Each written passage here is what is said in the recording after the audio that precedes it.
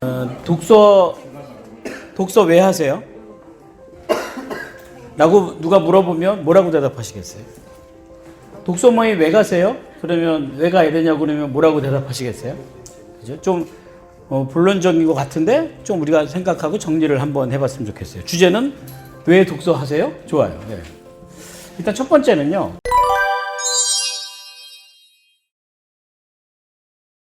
저는 성격에서 인격으로, 그죠?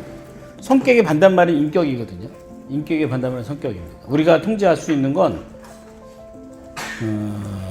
인생은 어쩔 수 모르는데 탐생은 통제할 수가 없어요. 어디서 탄생하고 싶은 거 내가 결정할 수 있어요? 그지? 보라야? 너 그 집에서 태어나고 싶은 거 네가 결정했어? 이렇게 살고 싶은 거? 본인의 성격? 본인이 결정하지 않았어요. 근데 우리는 그 성격으로 일을 하려고 해요. 익숙한 것만 하려고 해요. 좋아하는 것만 하려고 해요. 제가 책에 그 돈을 버는 몇 단계가 있는데 그 중에 첫 번째 단계가 시간과 품을 파는 겁니다. 사실 시간과 품 팔 때요 거의 다 성격적으로 합니다. 내가 성격적으로 땡기는 거 먼저 합니다. 그래서 더 이상 수입이 올라가지 않습니다. 두 번째는 뭐 할까요? 두 번째는 시간과 품으로 팔면서 성과를 만들고 일이 잘 되어갔던 경험을 팝니다. 소위 지식을 팝니다.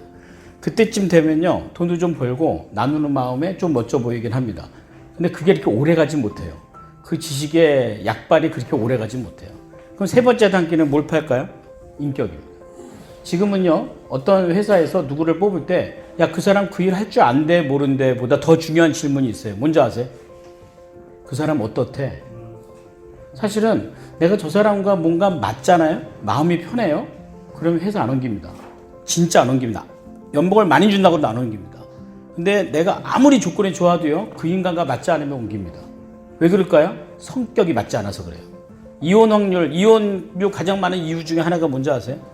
성격 차이예요. 되게 웃기죠? 성격은 원래 다르죠. 다른 성격을 어쩌라고. 성격이 다르니까 눈이 맞은 거 아니겠어요? 그런데 그것이 이유로 모든 것들의 인연이 끊는 이유가 돼요. 왜 그래요? 그 사람의 성격을 받아주지 못해서 그래요. 왜 받아주지 못할까요? 나만 알아서 그래요. 그러니까 인격을 취득하는 게 되게 중요해요. 그러니까 인격을 취득한다는 게 뭐냐면 여러분 지금 한 테이블에 5명씩 앉아 계시잖아요.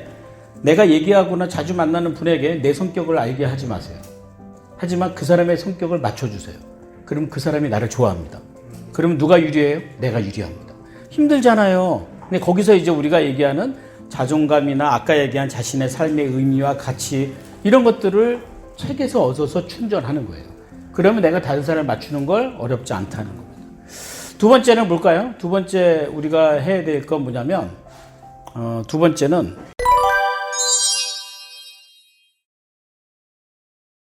첫 번째는 아까 뭐였죠? 네, 성격에서 인격이죠. 두 번째는 말에서 행동이에요. 왜냐면 사실은 인격을 우리가 평가하는 기준이 없어요. 뭐 갖고 인격을 평가해요? 그래서 열심히 공부해서 좋은 대학 가는 거예요. 좋은 직업 갖는 거예요. 그러면 인격이 좋아지는 척 할 수는 있으나 그것이 인격으로 판단되어지진 않아요. 그럼 문제는 뭐죠? 말부터 시작해요. 그럼 어떤 말 해야 돼요? 우리 그런 거 잘 몰라요. 그래서 아예 말을 안 해요. 말을 안 하면 아무 일도 안 벌어져요. 어떤 말을 해야 돼요? 책에 있는 말을 하세요.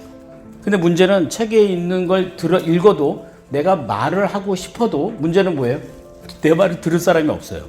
그러니까 혼자 떠들 수는 없잖아. 미친놈도 아닌데. 그래서 책을 읽고 얘기해 줘야 돼요. 그럼 절대로요. 이 책을 평가하는 말은 하지 마세요. 책에 좋은 책을 읽고 책에 있는 내용을 그대로 입으로 옮기세요. 그럼 누구 말이 돼요? 내 말이 돼요. 자꾸 하다 보면 어떻게 돼요? 생각이 바뀌어요. 세 번째는요. 행동이 바뀌어요. 그러니까 말과 생각과 행동이 한 세트로 가지만 가장 쉬운 건 말, 가장 어려운 건 뭐예요? 행동이에요. 행동. 그러니까 우리가 말을 바꾸고 싶어도 어떤 말을 할 줄 모르잖아요. 책을 통해서 책에 있는 언어를 담는 거예요. 인문학책을 그렇게 많이 봤지만 혼자 봤어요. 그 머릿속에 아는 건 많아요. 그렇게 말해보지 않았잖아요. 그 사람은 인생이 안 바뀌어요. 왜요? 행동으로 가지 않기 때문에 그래요. 우리가 하는 행동 중에 가장 쉬운 행동이 뭐예요? 말이에요. 그러니까 인문학책 한 권을 읽더라도 좋은 만화책 한 권을 읽더라도 거기서 내가 바꾸고 싶은 언어의 말을 받아다 내가 그 말을 누구한테 하는 거예요. 그 말은 사실은 내 말은 아니죠. 책 속에 있는 말이지만 내가 그에게 그 말을 똑같이 해줄 때 상대방은 구분 못해요. 어떻게 들어요? 멋진 말이네. 오해하죠? 그렇게 얘기하는 거예요. 그래서 그렇게 말하면 그 사람이 나를 어떻게 봐요? 그렇게 인격적으로 판단하게 돼 있어요. 그럼 내가 그때부터 생각이 바뀌죠. 행동이 바뀌게 돼 있다는 거죠. 세 번째는 뭘까요?